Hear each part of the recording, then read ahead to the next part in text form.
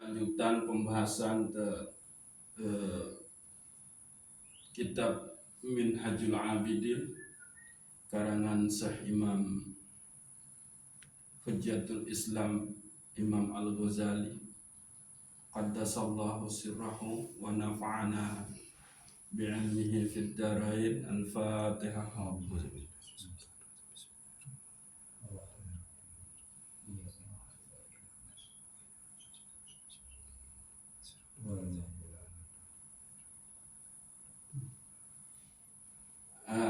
Okay.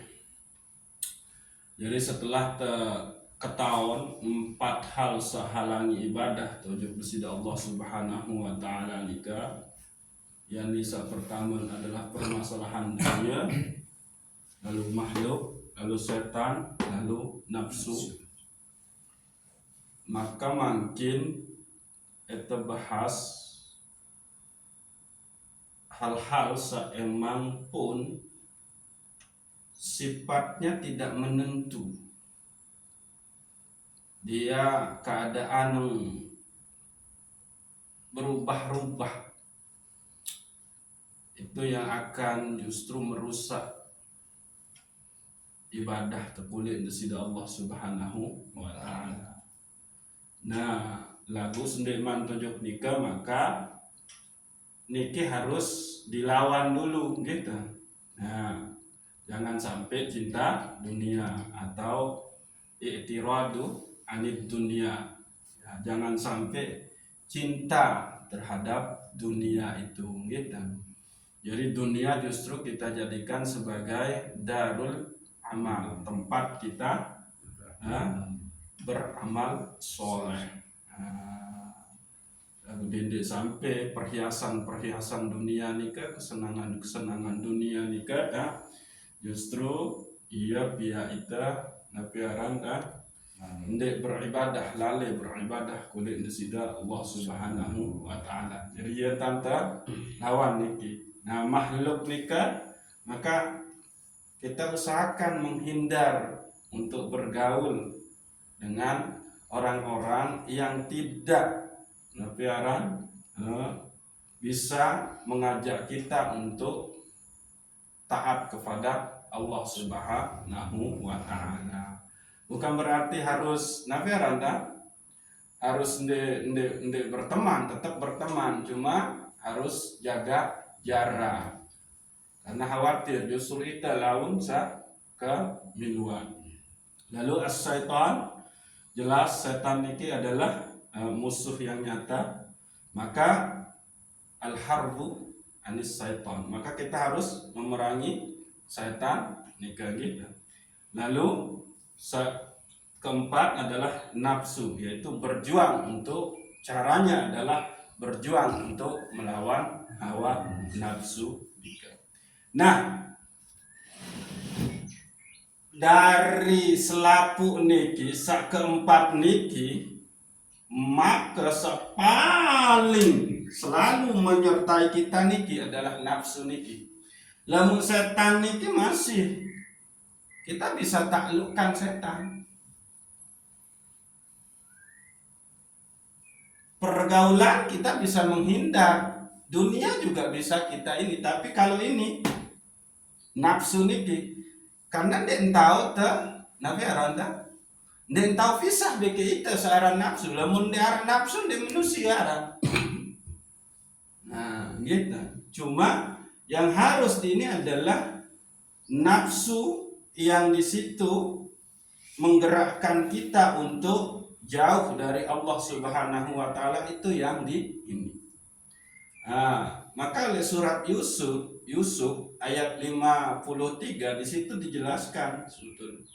Wa ma ubarri'un nafsi innan nafsa la ammaratu bisu illa ma rahima rabbi. Sungguh aku tidaklah terbebas dari keburukan-keburukan. Sehingga kembali karena masih ada satu aran ammaratu bisu di dalam diri, illa ma rahima rabbi, kecuali bagi orang yang diberikan rahmat oleh Allah Subhanahu wa ta'ala. Inna rabbi ghafurur rahim. Ada sungguhnya Allah itu adalah Maha Pengampun lagi Maha Penyayang. Surat Yusuf ayat 57.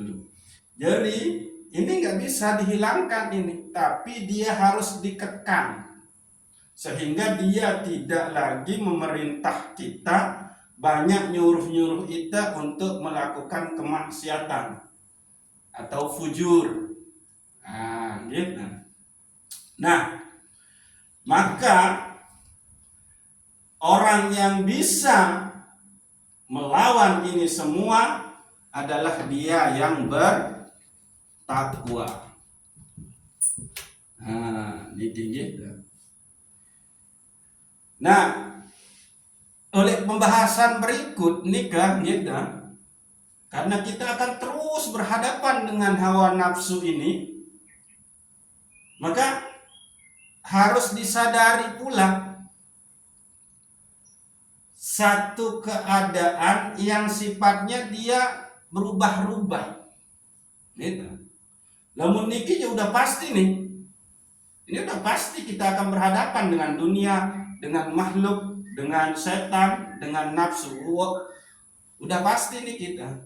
Tapi ada yang keadaannya dia bisa berubah-ubah, dan niki tahu tegirang tergelincir.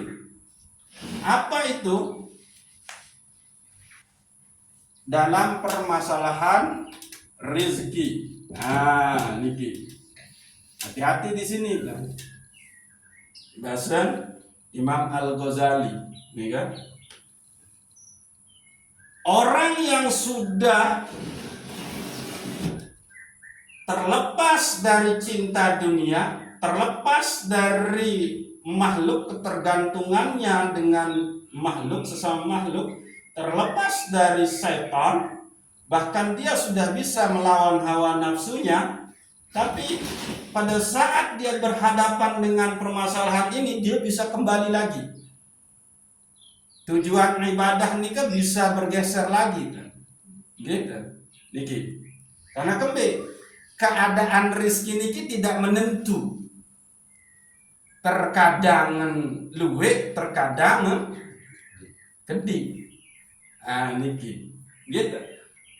Luwe beke kedi rezeki niki tadi di dalam ilmu tasawuf itu bukanlah lantaran sebab yang kita kerjakan, bukan. Tapi luwe beke kedi rezeki saya mau jeloni jelo lemak jelo itu memang sudah ditentukan.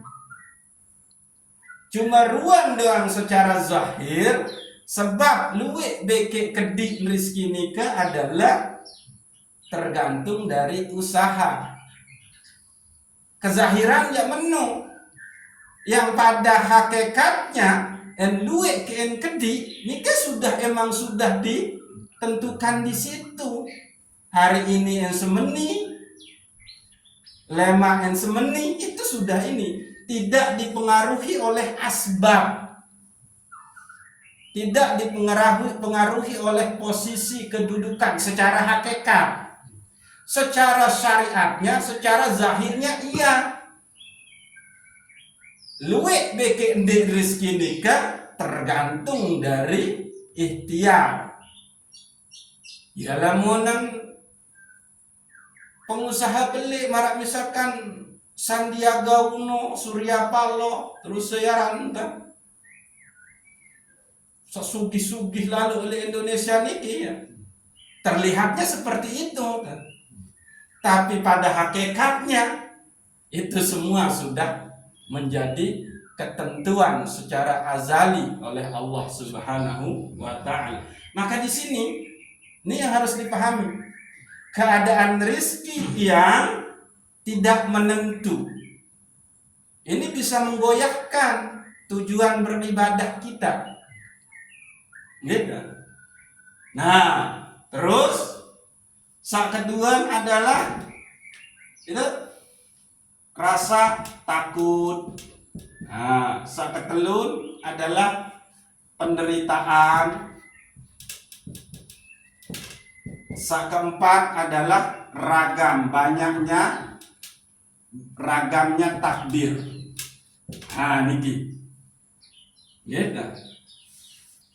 Jadi yang membuat keadaan tujuan beribadah kita itu bisa goyah niki 4, sesuatu yang tidak menentu niki. Kembali yang keadaan tidak menentu, nggih, karena dia ini mana misalkan rasa takut, wah datang, wah endi. Misalkan rasa kecemasan, penderitaan, segala macam. Itu kan terkadang kita wah cemas, wah dan maka dikatakan dia tidak menentu. Lalu ragam takdir. Takdir Allah itu kan arasa menyenangkan kita. Nah, niki kan arasa terkesan buat kita nu kan sedih, susah, menderita. Maka supaya kita tetap di dalam peribadatan kepada Allah Subhanahu wa taala dengan baik, maka obatnya satu, bahasa Imam Al-Ghazali, yaitu tawakal. Niki. Tawakal. Senantiasalah engkau berserah diri kepada Allah Subhanahu wa taala. Bersandar teruslah kepada Allah Subhanahu wa taala. Niki. Maka dengan keadaan rizki yang tidak menentu, ada rasa takut, cemas, sedih, penderitaan, dan takdir yang baik, takdir yang buruk, hawa nafsu itu bisa masuk menguasai kita untuk suuzon kepada Allah oleh permasalahan rizki. Takut, rasa takut akhirnya apa? Bersandar ujug makhluk. Rasa cemas, rasa sedih, bersandar ujug makhluk. Takdirnya Allah dianggapnya kita Allah nikah, ndek adil, itu semua dibisikin oleh nafsu itu sendiri. Hawa nafsu. Maka ia ampun bebasa Imam Ibnu Athaillah As-Sakandari pembahasan bisa tuik-tuik nikah adalah al aslu kullu ma'siyatin wa ghaflatin wa sahwatin ar-ridha anin nafas.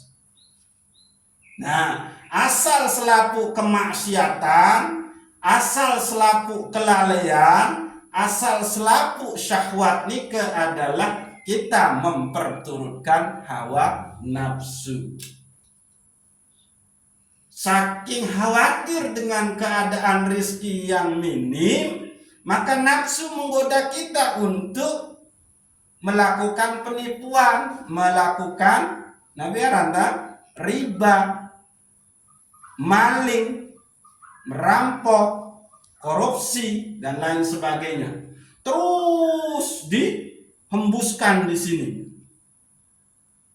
Nah, ia ampun, bertawakallah, bersandarlah kepada Allah, karena rizkimu itu sudah diatur oleh Allah Subhanahu wa ta'ala.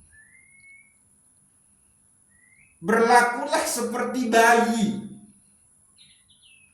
Justru bayi itu didatangkan oleh rizki. Rizki sapak nia. Adik ensak mangan nginem coba anak. Malah itu paksa. Anak tendik pada saat ndik milih mangan, ndik milih nginem, malah itu paksa. Nah itu.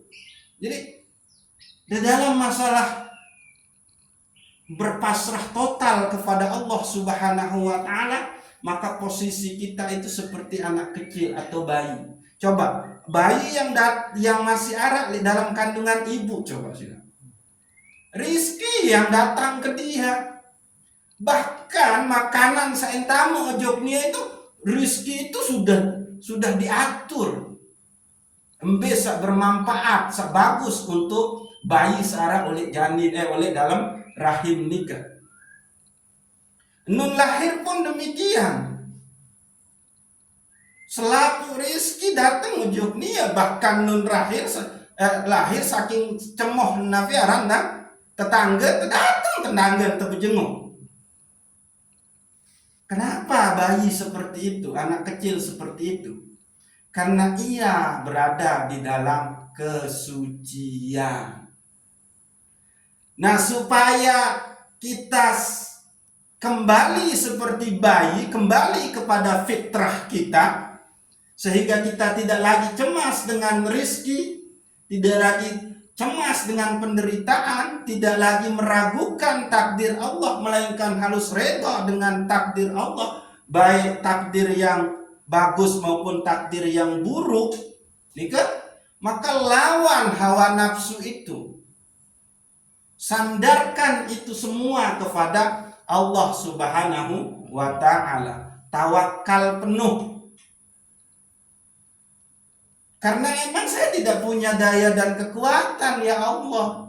Ini semua adalah af'al Engkau. Ini semua adalah kudrah Engkau. Ini semua adalah iradah Engkau, ya Allah.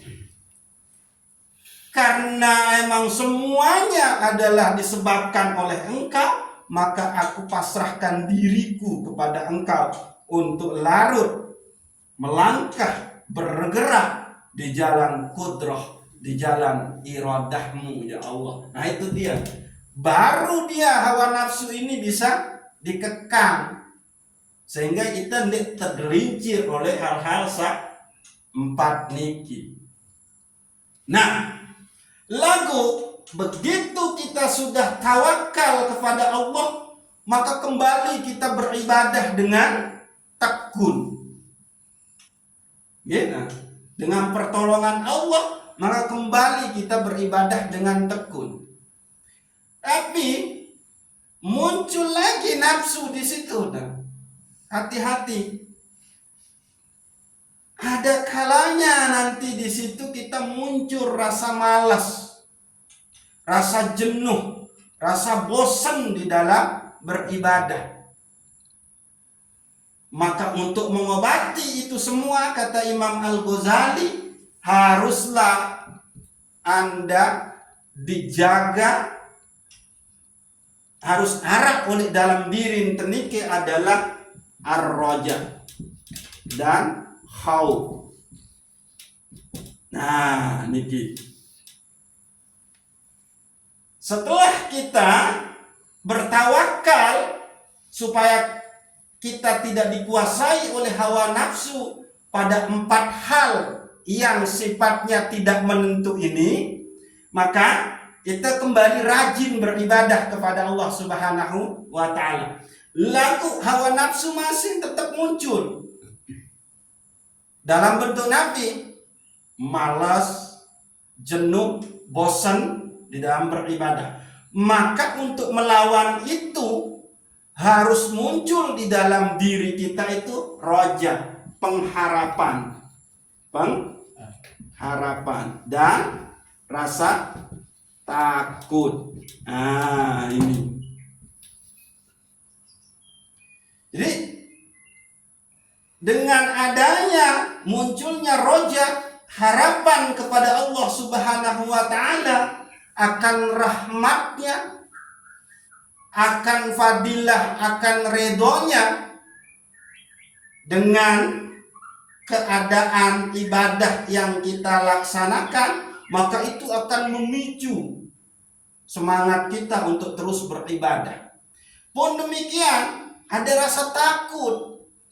Kalau saya lalai di dalam beribadah mengabdi kepada Allah Subhanahu wa ta'ala, maka saya takut hidayah, rahmat, taufik dari Allah Subhanahu wa ta'ala itu akan dicabut.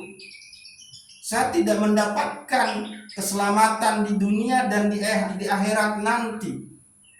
Saya di dunia akan mendapatkan azab, di akhirat pun akan mendapatkan azab, di alam barzakh pun mendapatkan azab. Saya takut ya Allah.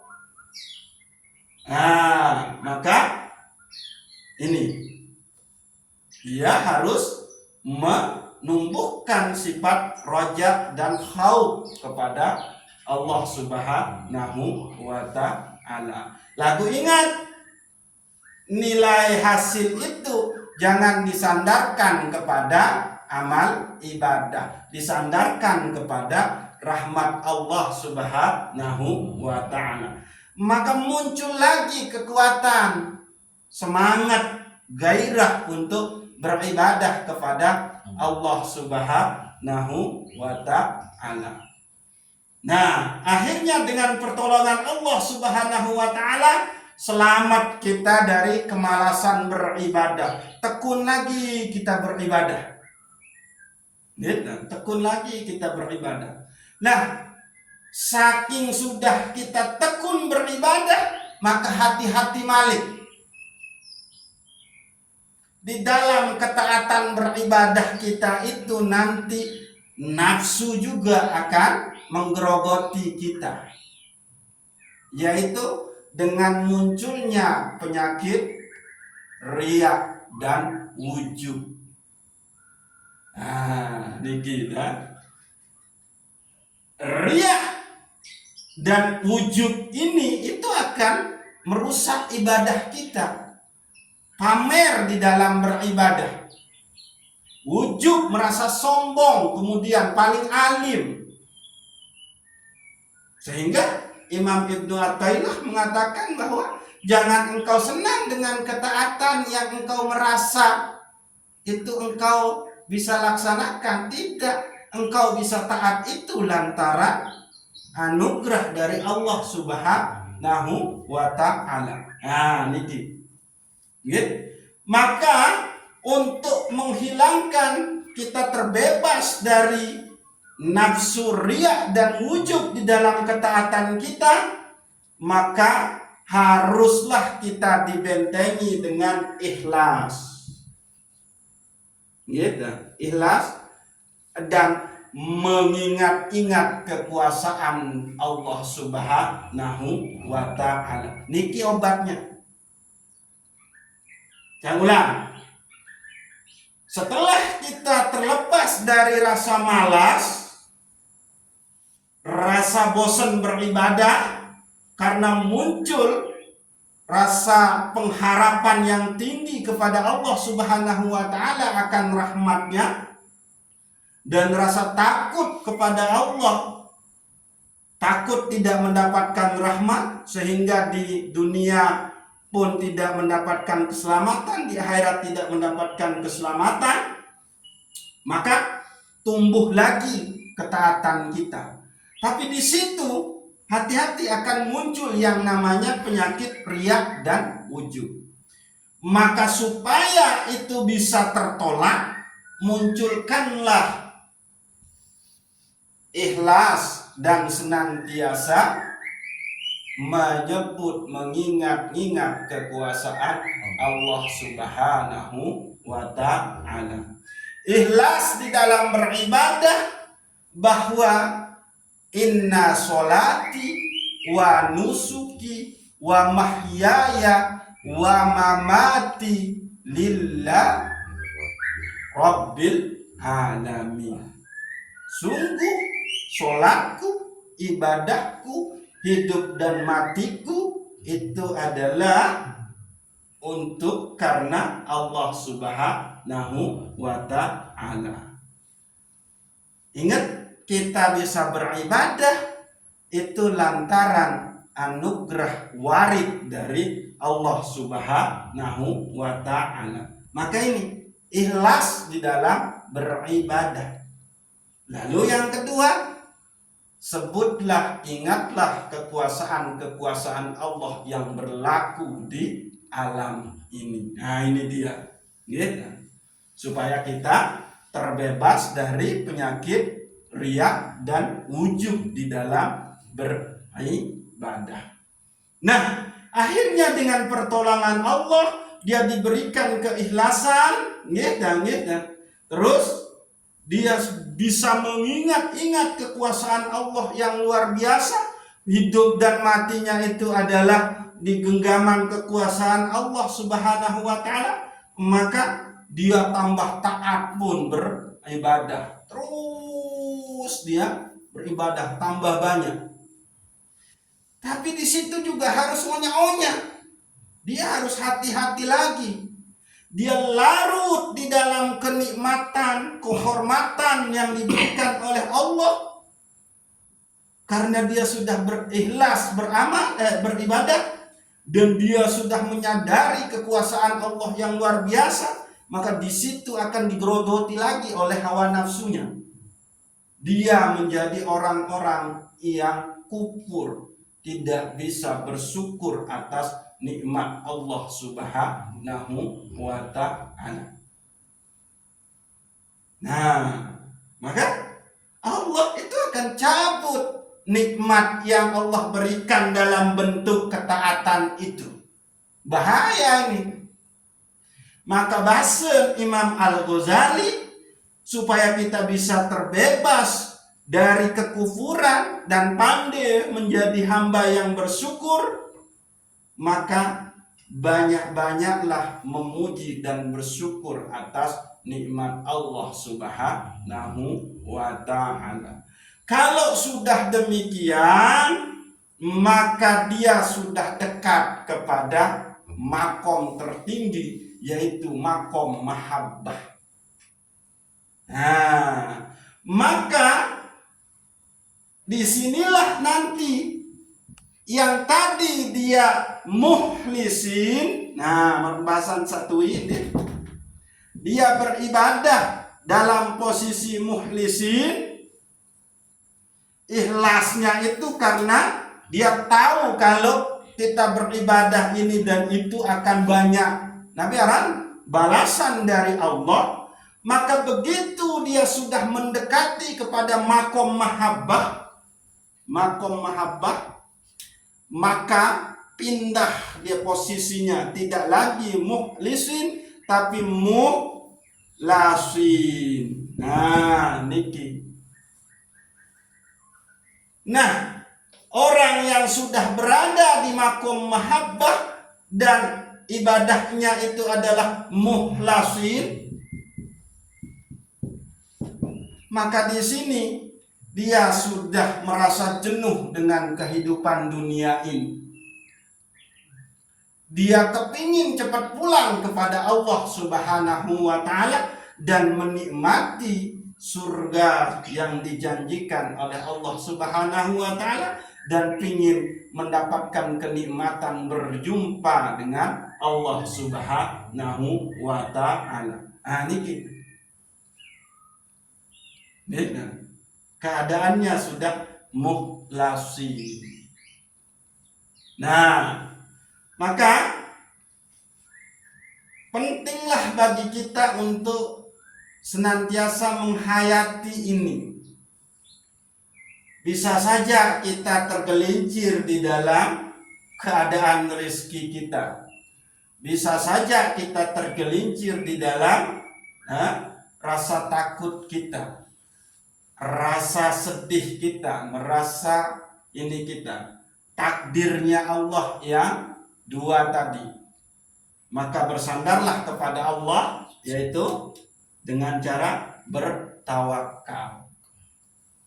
Tapi setelah kita dibantu lagi oleh Allah, muncul rasa tawakal, rajin lagi kita beribadah, tapi di situ di tengah-tengahnya hawa nafsu muncul lagi, yaitu munculnya rasa malas, rasa jenuh di dalam beribadah. Maka harus muncul lagi yang bisa membentengi, yaitu ar-raja dan khauf, pengharapan akan rahmat Allah dan rasa takut kepada Allah Subhanahu wa ta'ala. Maka akhirnya terjagalah ibadahnya, dia terus rajin beribadah, mendapatkan kenikmatan dan beribadah. Tapi di situ juga hawa nafsu muncul lagi, Sehingga di situ bisa saja nanti dia tergolong orang yang tidak pandai bersyukur atau kufur. Maka supaya kita bisa terhindar dari kufur terhadap nikmat Allah Subhanahu wa taala, harus dimunculkan yaitu ikhlas di dalam beribadah dan banyak-banyak menyebut kekuasaan Allah Subhanahu wa taala. Nah, maka setelah itu dia akan sudah dekat kepada makom mahabbah, yaitu beribadah tidak lagi karena ini dan itu, tapi beribadahnya itu karena cinta. Inilah dia makom ibadahnya mukhlasin. Maka kalau sudah pada posisi itu, dia sudah tidak butuh lagi dengan permasalahan-permasalahan dunia. Bergaulnya dengan makhluk pun sudah berkurang. Setan juga sudah takut sama dia. Nafsunya sudah bisa dikekang. Inilah yang dialami oleh Imam Al-Ghazali. Imam Al-Ghazali itu dulunya menteri, orang berposisi tinggi di kerajaan, maka dunianya itu luar biasa megah Imam Ghazali. Pergaulannya dia sangat dihormati oleh manusia pada saat itu. Ya, orang posisinya adalah ulama besar. Tapi pada saat itu beliau belum bertasawuf, masih menjadi ahli di bidang ilmu usul, ahli di bidang fikih, ahli di bidang filsafat malah. Nah, setan pun itu sudah nggak mampu menggoda Nabi Imam Al-Ghazali. Nah, kenapa? Mukhlasin, bergelar Hujjatul Islam, nafsunya juga ini. Nah, jadi yang dituangkan oleh Imam Al-Ghazali di dalam kitab Minhajul Abidin itu adalah pengalaman-pengalaman ruhani dia pada saat dia masuk di wilayah tasawuf itu sendiri. Nah, itu. Jadi selama kita dikuasai oleh hawa nafsu, maka sungguh dunia ini juga akan menunggangi kita. Maka kita akan pun mencari orang-orang yang akan menguntungkan kita, walaupun itu dengan cara yang tidak benar. Nah, terus maka kita pun sudah bersahabat dengan setan, maka hawa nafsu pun dituruti. Nah, ini dia. Tapi kalau sudah sampai di sini mukhlasin, inilah yang di situ angkat tangan setan, kecuali kepada hambamu yang mukhlasin, saya tidak bisa menggodanya. Tapi kalau dalam keadaan mukhlisin, nah ini masih bisa. Kenapa? Karena dia beribadah masih punya kepentingan. Tapi kalau mukhlasin, angkat tangan iblis setan, nggak bisa saya. Nyerah saya dengan hambamu yang mukhlasin. Nah, jadi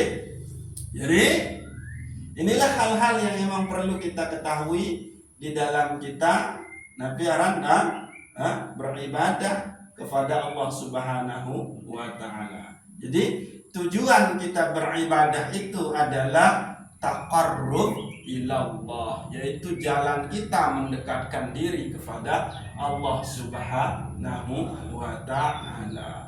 Tapi penghalang terbesar kita itu adalah hawa nafsu, karena dia selalu ada di dalam diri kita. Hawa nafsu ini nggak bisa dilepas. Tidak dikatakan manusia kalau dia tidak bersama nafsunya. Cuma nafsu manusia niki itu yang harus kita kendalikan supaya kita tidak tergelincir kepada hal-hal yang para niki. Nggih, wallahu a'lamu bissawab. Assalamualaikum warahmatullahi wabarakatuh. Waalaikumsalam warahmatullahi wabarakatuh. Al-Fatihah.